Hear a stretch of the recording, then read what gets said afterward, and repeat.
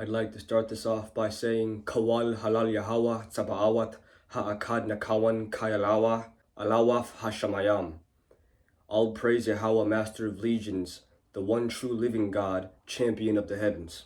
I'm just not really focused on God anymore, focused on my girl. You would have never made an Old Testament.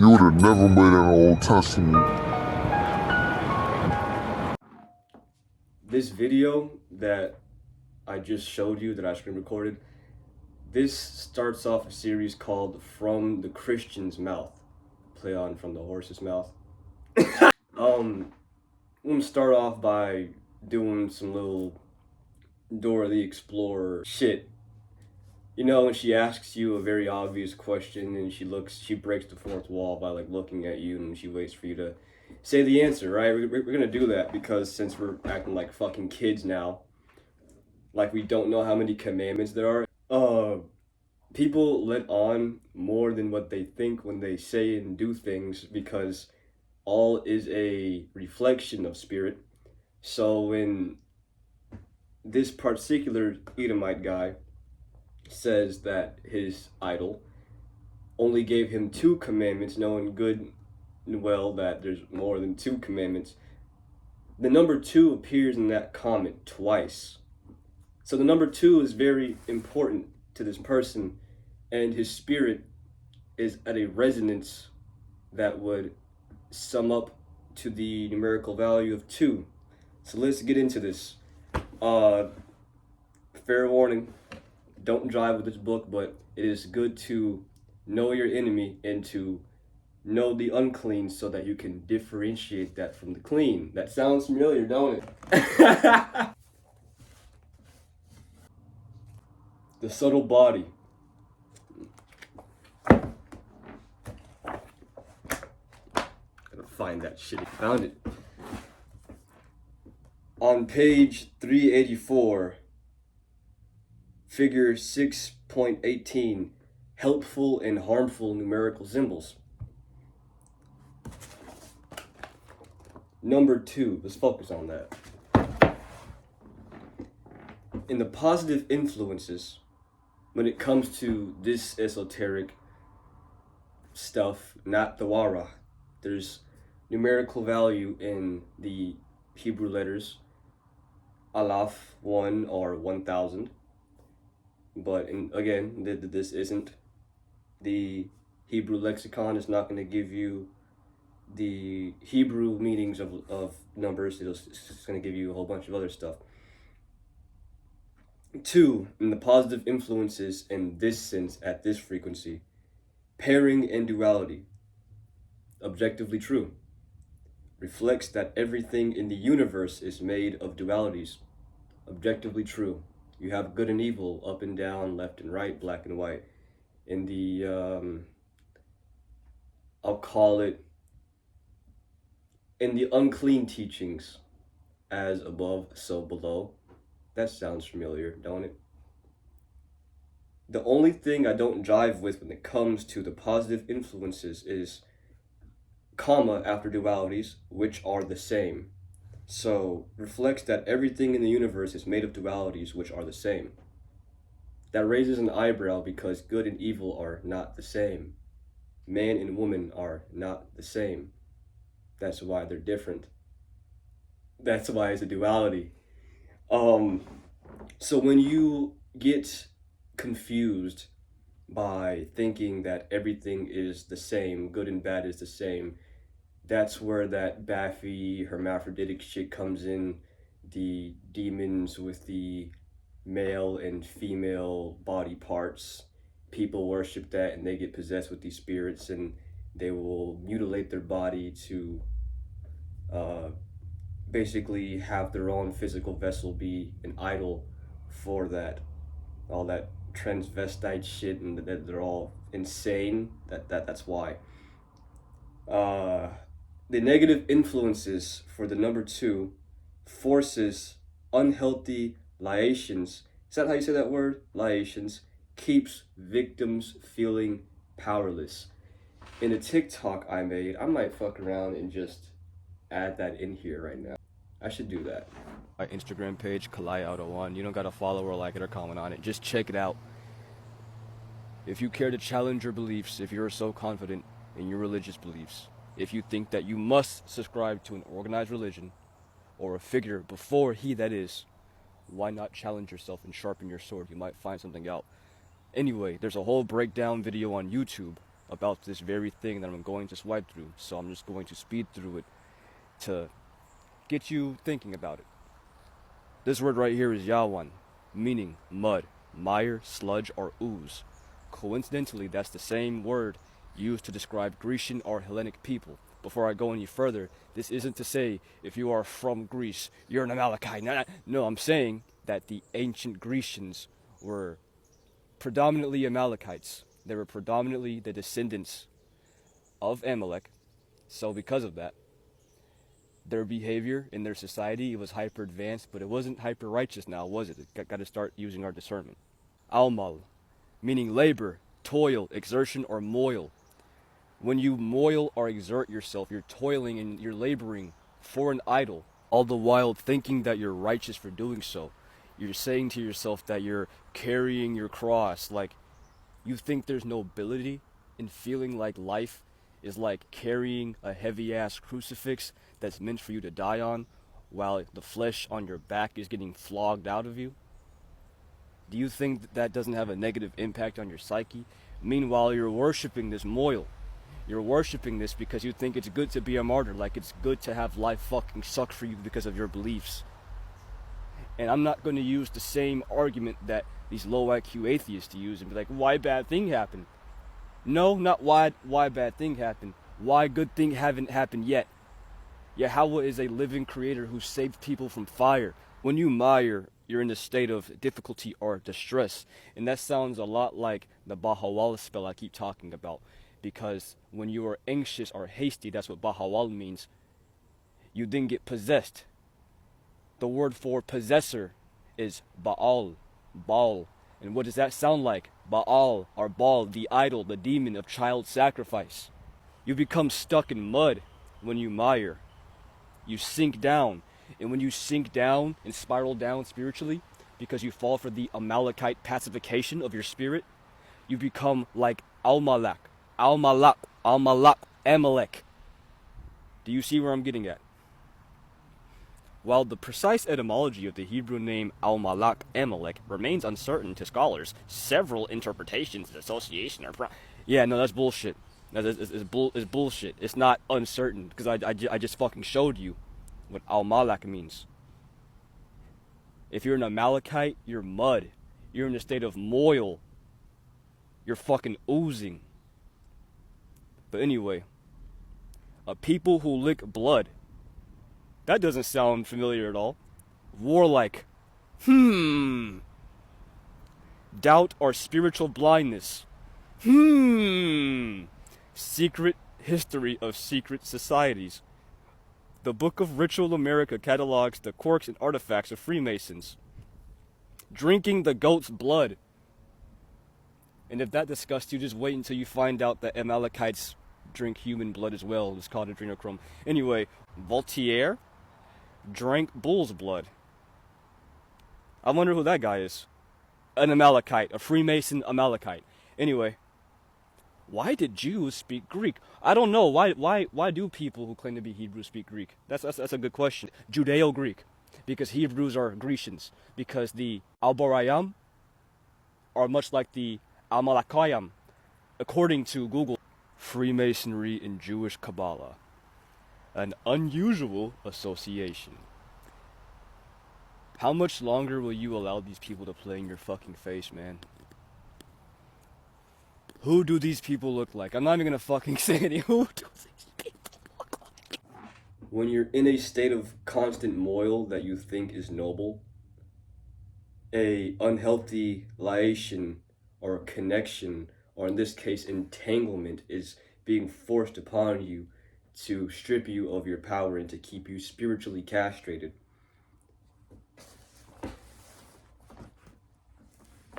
In the Hebrew lexicon, if you watch my TikTok, when you watch my TikTok, the word for entanglement in this book, page 81, you'll see that bawak, I'll put the Strong's definition so you can't say I'm not telling the truth. Bawak, to tangle, hence to perplex. To be perplexed. Entangled. When you are connected in a upright and righteous sense without any type of energetic stagnation or chaos. You know how whores say they're in an entanglement? If your intimate or sexual energies are being tangled, you should probably pause and think to yourself, why are you frivolously throwing energies out? Think of Spider-Man shooting his webs. Why are you frivolously shooting webs so that they can form cobwebs, so that when you end up walking in it face first, you're disgusted, you're pulling the energy away from you, you're being caused to be ill, you're spitting. When you entangle your energies with unclean things, you are only ensnaring yourself. What is interesting about this is, in this lexicon, enslave and ensnare are, besides the word entangle. Very interesting that ensnare is right above entangle. Enslave, ensnare, entangle. That's 81B. So again, if we would like to play stupid and act like entangle is the same as connected, you can do that until, you find yourself stuck in the cobweb and then you're getting ensnared and enslaved by the chains that you forged for yourself. You know how when people take drugs and they get possessed and their jaw locks? Yeah, that's a demon hijacking their fucking motor functions. And their eyes are bugging out of their head. That's why we call people bugged out. Stick around now. Oh, stick around now. Oh, stick around now. Oh, stick around now. Oh, you sure I'll be okay? I'll be okay. You sure? Promise. I'm sticking right now. I'm sticking right now. I'm sticking right now. I'm sticking right now. I'm sticking right now. I'm sticking right now. I'm sticking right now. I'm sticking right now. Yeah. I'm sticking right now. Yeah. I'm sticking right now. I don't want to say the word, but this is a video, so let me not even act like it isn't necessary. You know how in Kabbalah, the tree, I call it the Kwayawan tree, the vomit tree. You know how there's, in that type of sorcery, it's like a ball and a line and a ball and a line. It's like a circuit. But you see how it's like a web. It's chaotic. It's all over the place. And it confuses and perplexes those who practice it. And they get entangled in all of these energetic exchanges with demons, and fragmentation or complete loss of the soul and mind comes with that. You know, Christianity, the Father, the Son, and the quote-unquote Holy Spirit, they symbolize those things with a circle, line, circle, line, circle, line. Same format as literal Kabbalah. Why is that? Grecian Orthodoxy, right? It's like, yeah, like they do the Yawanayim, the Greeks, who are the descendants of the Amalekites, at least the ancient Greeks were, the Nephis. They're practicing Chaldean, Babylonian sorcery. Yawanayim were very, very entangled with that Chaldean and Egyptian sorcery shit, and there is a lot of stuff you can find about the Grecians giving Chaldean shout out when it comes to shit like that.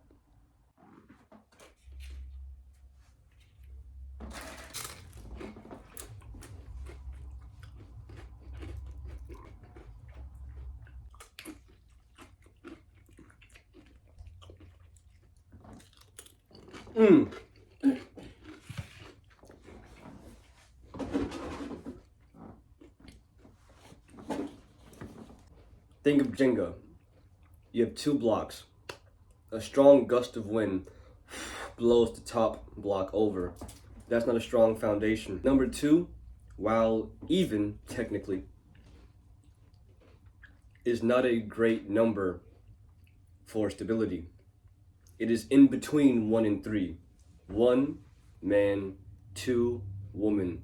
1 masculine, 2 feminine. 3 C, the child. A, B, C, it's as simple as 1, 2, 3. 1 plus 2 equals 3. A plus B equals C. You get to the child through the man and the woman, creating a union. Man and woman makes 2. But 1 man cannot create a child. 1 woman cannot create a child. 2 men cannot create a child. 2 women cannot create a child. And before any geniuses come out here, oh well, actually the bone marrow. Yeah, have fun with your fucking freak abomination that's not going to be alive for more than 7 days, because you're trying to outsmart Yahweh. The bone marrow. Actually, we can make these lab babies. Have fun with that. Your soulless fucking freak baby that's always in pain. Because you're anyway. That one scene of Family Guy was that pig baby was like, "Kill me, I'm in constant pain." Let's see here. Number 3 in this book, the number of creation, C, creation, which lies between and emanates from a beginning and ending. I agree. The negative influence of the number 3 is that it causes chaos. Chaos with the C. Ain't that interesting? It causes chaos. Number 3. So when you are putting your spiritual energy into this fucking chaotic finger triangle, you're putting your energy in this chaotic energy circuit, the Father, Son, and Holy Spirit. The Father being, you know, let's not even like act like we don't know who Yahweh is at this point, because even if you can't say it, you still know him. Like anyone who's watching this video, like I don't know that you know what that is. You've seen that before. You probably don't know how to pronounce it. Yahweh, that's how you pronounce it. But you've seen that before. So you know who Yahweh is. You know who the divine Father is. Ab, Yahweh, Father. He is the Father. It's not Abba. What the fuck? Like, nah. The Son. Who was the Son? Oh, it's Christ. Actually, it's Malak Dawad, King David, who was described as the begotten Son of Yahweh. If there's anyone who is described, I mean, we're all sons and daughters, but Malak Dawad specifically is the begotten Son. That's why you have a lot of Christians coping saying, oh, well, he was also King David. When you bring up the fact that, like, Yahweh isn't a liar, so when he already promised kingship, divine kingship to him, but then it went to Jesus for some reason. Oh yeah, it's because he was like 3, because like I think Christians also cope with saying that he was also Emmanuel, because Emmanuel was born in a miraculous way. It didn't take a fallen angel having sex with a human woman. No, none of that. It was a miracle. Him being born was a miracle, right? Oh yeah. So actually, he was. You see, this is the chaos that ensues when your mind is in this triangle circuit.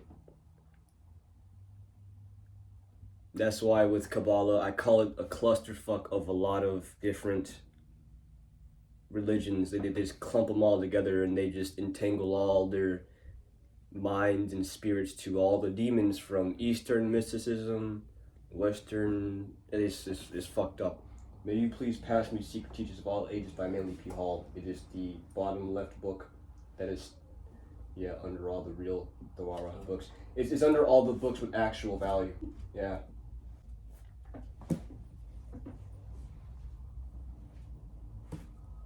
So like, I know like this is real tempting.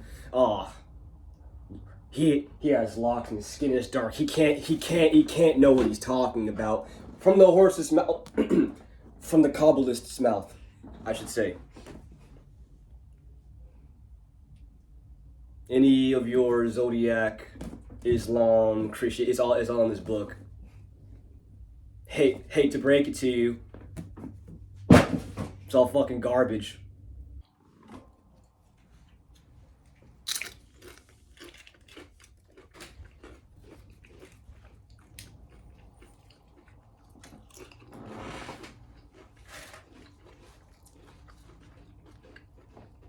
No, I'm not gonna edit this out. What the fuck are you gonna do about it?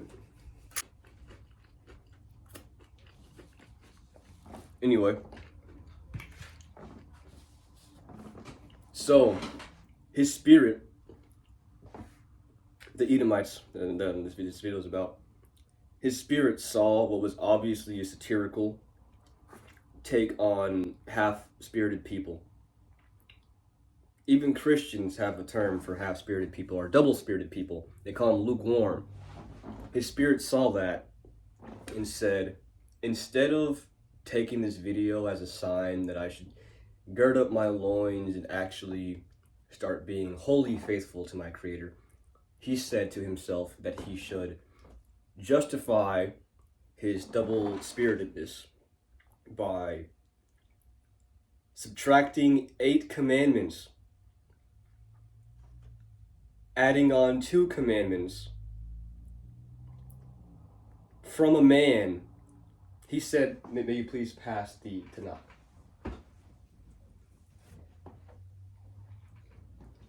So he forgot the first commandment, Anakai Yahweh. I am Yahweh. He is. I am that he is. And he is he that is always. Like there's no running away from that fact. Because he is. I am because he is. So when you're also commanded to not add on or subtract from the law, he broke that commandment too, which is why he likes the New Testament. Christians hate the Old Testament for this reason. Because it's the actual law, and like it requires for you to be a man to follow him, and it requires you to not be a spiritual whore and to entangle yourself and get caught up in the moil that these Amalekites would like to put you in. They like to pacify you, and then they tell you to turn the other cheek. They're telling you to bend over, and they're telling you that it's good that your life fucking sucks. Be a good goy and turn the other cheek is what they told you, and you listened and you forsook your Creator. You took away from the law because it's man-made. Oh, this is man-made, right? This is man-made. Christians believe in a story where the divine Creator went on earth and made himself a what? A what? A man. So, man-made. A man says, "Love your neighbor." Oh, okay, yeah, okay. I'll take that. Like loving your neighbor is some groundbreaking shit, and it required a God to make himself a man for him to say, "Love your neighbor." You'll take that as a commandment, but you won't take remembrance of Yahweh as a commandment. That's really interesting. Could it be that the 10 commandments, 10 being a even and divine number, even the Amalekites knew this, which is why in numerology they'll say caps off at 9. That's bullshit. Pythagoras, the number 10, you're not pulling the wool over this man's eyes. Before I end this video off, I'd like to bring up the fact that even in this book, the number 10, positive influences, new life, release of the old and acceptance of the new. The number of physical matter can help create the heavenly on earth. Just gonna leave you with that.